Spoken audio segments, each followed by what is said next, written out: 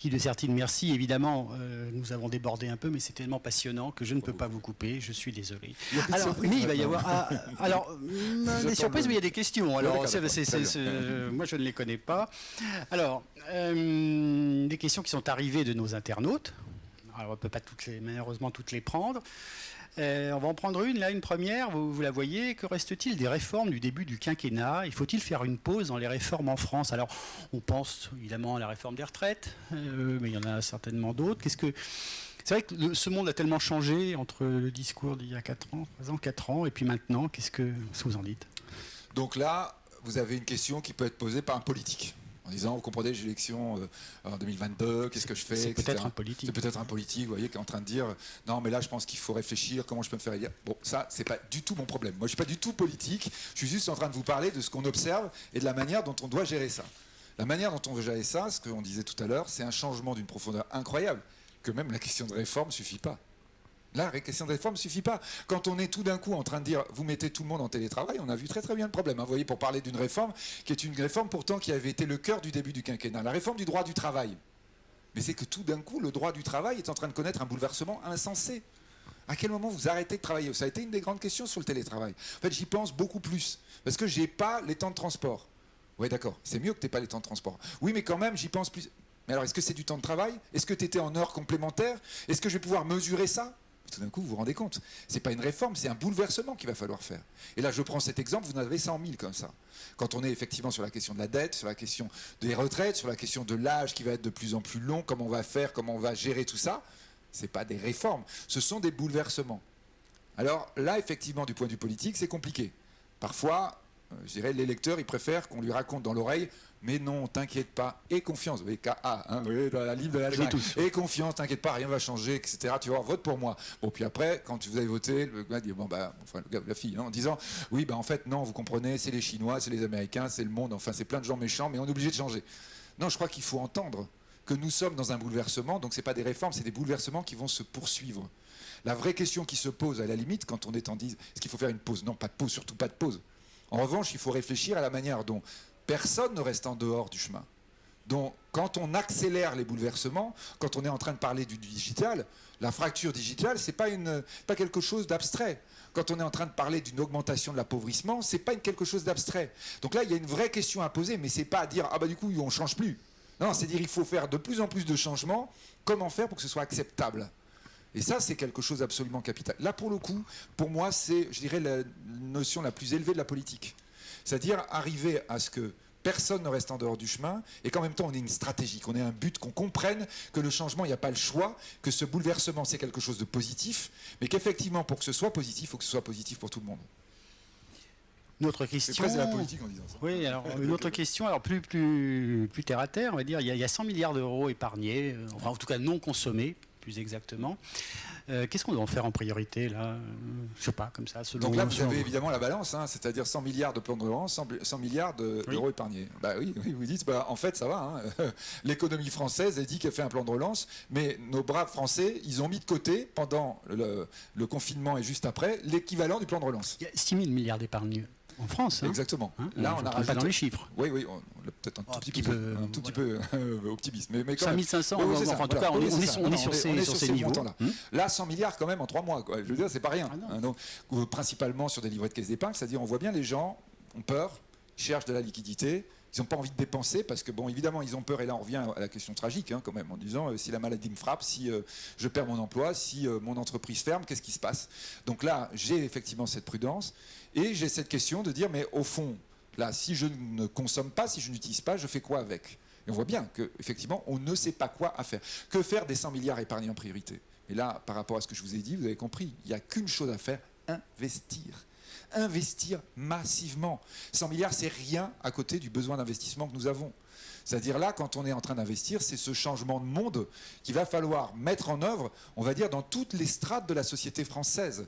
On est à l'équivalent du moment où on a dit il va falloir construire des chemins de fer, parce que jusqu'ici c'était la diligence, et quand la France couvre le pays de chemins de fer, c'est un investissement colossal de l'époque au 19e siècle.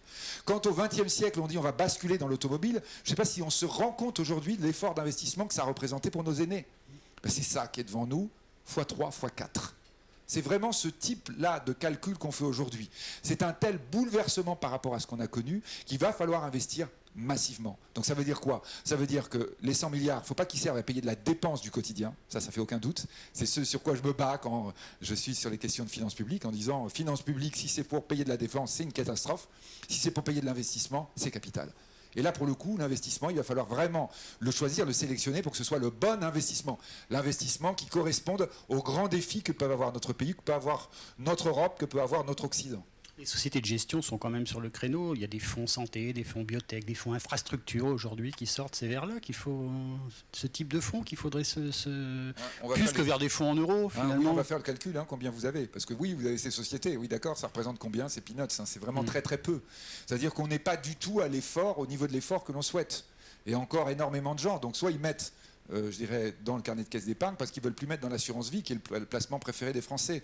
Donc ça veut dire que cette problématique de l'investissement, vous la transférez sur les gens qui gèrent vos fonds, et encore, vous ne voulez pas le savoir, parce que vous ne voulez pas prendre de risques, sachant que vous n'êtes pas rémunéré, on a zéro taux d'intérêt, on a quand même un vrai problème. Quand on est dans une phase d'investissement avec du risque, dire il n'y a plus de taux d'intérêt du tout. Vous dites, mais attendez, le taux d'intérêt, c'est la rémunération du risque. Oui, ben d'accord, mais là, on émettant tellement de dettes qu'il ne faut pas qu'il y ait de taux d'intérêt qui remonte. Oui, mais enfin, quand même, si vous me dites investir, ça veut dire quoi? Donc là, il y a bien quelque chose qui ne convient pas, quelque chose qui explique probablement le fait que beaucoup d'épargnants, qui soient avec beaucoup d'argent ou un tout petit peu, sont un peu désemparés aujourd'hui. Je vais vous dire, moi, je participe souvent à une émission qui s'appelle C'est dans l'air, où j'ai pas pu être ce soir parce qu'on commençait à l'heure de la fin de C'est dans l'air, mais C'est dans l'air, une des questions qui revient le plus, alors qu'on ne peut pas passer à chaque fois, c'est, à votre avis, que dois-je faire de mon épargne? À votre avis, est-ce qu'on va me ponctionner mon épargne? C'est ça la grande question que peuvent avoir aujourd'hui les Français. La vraie question, à mon avis, qu'ils doivent se poser, comment mon épargne peut servir à l'investissement du pays? C'est ça le grand défi qui est le nôtre dans les mois, les années qui viennent. Très bien. Encore, il y a d'autres questions qui arrivent. Est-ce que BPI remplit-elle son métier pour développer un GAFA made in France? Vous avez pas dit avant, non, vous voulez pas? Alors peut-on créer, effectivement, la première question, oui, c'était un peu la même. Alors, peut-on créer des géants du net? C'était ça le début de la question, pardon, comme aux États-Unis et en Europe. Alors réponse oui, on peut. On peut d'autant plus que nous sommes dans une transformation telle que rien n'est figé. Quand Jeff Bezos, patron d'Amazon, dit Amazon va mourir, vous imaginez... je ne vais pas dire le patron d'Air France parce que le pauvre il pourrait le dire en ce moment, mais enfin je ne sais pas quoi, le patron de Ron Poulenc, ex-Ron Poulenc, Sanofi, qui va vous dire Sanofi va mourir, tout le monde dit oh là là, qu'est-ce qui se passe, il a tout le monde dans la rue, on fait le titre du journal. Bezos, une boîte de 1400 milliards de dollars de valeur, dit Amazon va mourir. Bon, il avait à gérer un divorce à 40 milliards, donc c'est vrai que on n'imagine pas ce que ça veut dire, mais bon, donc effectivement peut-être qu'il déprimait un peu. Non, il déprimait pas en fait. Il disait ce qu'il pense. C'est-à-dire en disant, on est dans un tel bouleversement technologique par rapport à ce que nous évoquions, que même les très grandes entreprises ne sont absolument pas sûres de leur futur. Les très grandes entreprises ont même toutes les craintes qu'elles ne parviennent pas à suivre les technologies, parce que quand vous êtes très grand, vous devenez bureaucratique. Et du coup, vous n'arrivez pas à innover, à casser complètement le modèle dans lequel vous étiez. Au point que Facebook... autre géant dit je ne veux même plus innover, je vais me transformer en monnaie, ce qu'on évoquait tout à l'heure sur Libra. Donc en disant au moins là j'ai plus rien à faire, j'ai juste à attendre que l'innovation se transforme dans la monnaie que j'ai créée. C'est pas idiot, mais qui est quand même, on va dire, la fin peut-être de la notion et du projet d'entreprise. Donc ça veut dire quoi? Ça veut dire qu'il va y avoir des portes qui vont s'ouvrir. Il va y avoir des nouveaux Facebook, des nouveaux Alibaba, des nouvelles entreprises de ce type qui vont apparaître et qui vont grandir d'un seul coup. Facebook, en l'an 2000, n'existait pas, il faut le rappeler, 1300 milliards. De valeur. Il n'existait pas en 2001, 2002, 2003, 2004. Ça paraît 2005. Quand on parle de Apple ou de Microsoft, c'est soit la fin des années 70, soit les années 90. C'est-à-dire, moi j'étais largement né, quoi. Ces boîtes valaient zéro, c'était un garage au départ. Donc ça y est, ça va continuer, on va avoir de plus en plus de nouvelles entreprises qui peuvent apparaître. La vraie question, donc là du coup on boucle avec la question BPI, c'est de dire comment on peut arriver alors à avoir brutalement un géant mondial. C'est simple, il faut mettre beaucoup d'argent dedans. Le problème européen, il est extrêmement simple et on vient à la question de l'épargne, la question de l'investissement. Pourquoi on n'a pas d'Amazon et d'Alibaba? Parce qu'on n'a pas mis d'argent dedans. À chaque fois, on a des gens qui auraient pu développer exactement les entreprises. On le sait d'ailleurs parce qu'ils sont allés les développer chez les grands, chez les Chinois ou chez les Américains. Sauf qu'on n'a pas mis l'argent dedans. Le problème majeur de l'Europe, et pardonnez-moi, mais ce n'est pas la BPI qui le règle, le problème majeur de l'Europe, c'est qu'elle n'a pas eu de Nasdaq. Ce truc a été créé dans les années 70. Maintenant, ça y est, il est périmé, hein, mais on ne peut pas faire un Nasdaq, c'est trop tard. Mais Nasdaq, ça a été de dire, on invente un marché financier pour drainer l'épargne vers des zones de super risques et de super opportunités. Tous les gens vous disent, ah ouais, dans le Nasdaq, tu te rends compte, il y a des boîtes qui valent super cher, elles ont fait que perdre de l'argent depuis le départ. Et oui, et c'est comme ça qu'ils ont fait Amazon. Et nous, en train de dire, ah oui, moi, je veux de la certitude. Moi, je veux pas de risque et gagner un peu d'argent. Vous voyez, le client, là, peut-être, nos courtiers, ils doivent dire, tiens, bah oui, ça, je reconnais mes clients. Je voudrais gagner un petit peu plus sur mon épargne, mais pas de risque, hein, s'il vous plaît. Oui, ben non, ça marche pas comme ça. Résultat, effectivement, tu es focalisé sur ton rétroviseur.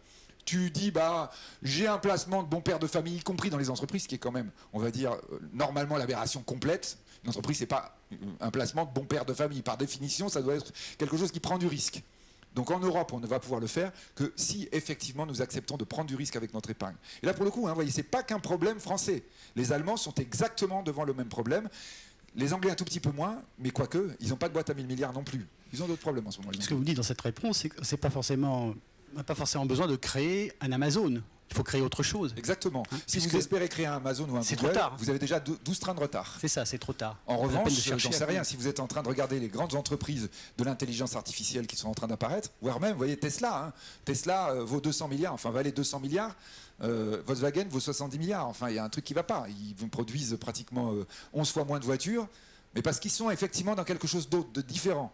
Bon, 200 milliards, c'est rien par rapport à 2000 milliards, mais donc il y a bien des endroits où là, tout d'un coup, on va avoir des opportunités. Soit on décide d'y aller, de prendre du risque. Quand on dit prendre du risque, ça veut dire que de temps en temps, ça ne marche pas quand même. Hein. Donc il ne faut pas oublier, dans les grands du net, il y a eu plein d'échecs. Mais si vous n'acceptez pas l'échec, vous n'aurez jamais une grande entreprise qui émergera. Et ça, pour l'Europe, ce sera très très grave.